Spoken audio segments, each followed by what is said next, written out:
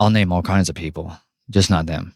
But my oldest sister, like when I started talking about it, reverted back to the stuff and was like, I need help. I need counseling. I need deliverance. I need, like, please help me with all this stuff. Right. Mhm. And she wanted help and wanted to get out. And the next day when I went back to talk to her, she was gone. That version of my sister was gone. And they had this young guy that had moved into the house overnight. And she literally couldn't tell me anything about anything I said. She didn't remember anything that had happened.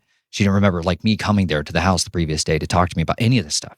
She was just completely aloof. Right. And that was my last interaction with her. And my dad freaked out when he heard that I had told her all this stuff. And then I went to talk to my other sister, who is closer in age to me, at a splash pad. I talk about this stuff in my book. Had this, her and I are visiting at the splash pad. I brought my wife, Chelsea, with me as a kind of corroboration to all this stuff. And she was really responsive in a good way. But then right in the middle of it, my dad showed up at the park.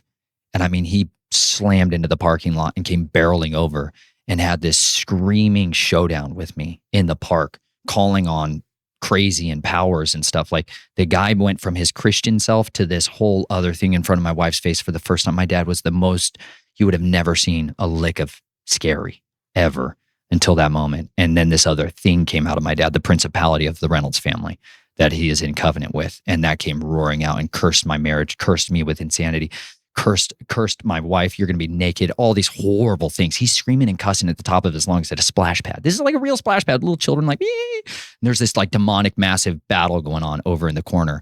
And I was rebuking him and calling, like, it was like the sword that was in my mouth was far greater than his, because I had the power, the authority of the Holy Spirit like I'd never had in my life. And I couldn't even hardly articulate the power that was on me. But he physically got up and ran away from me, screaming over his shoulder, ran as fast as he could and drove away, terrified of me. And that was the last time I ever saw my father, was that moment. That was the last time I ever saw my sister.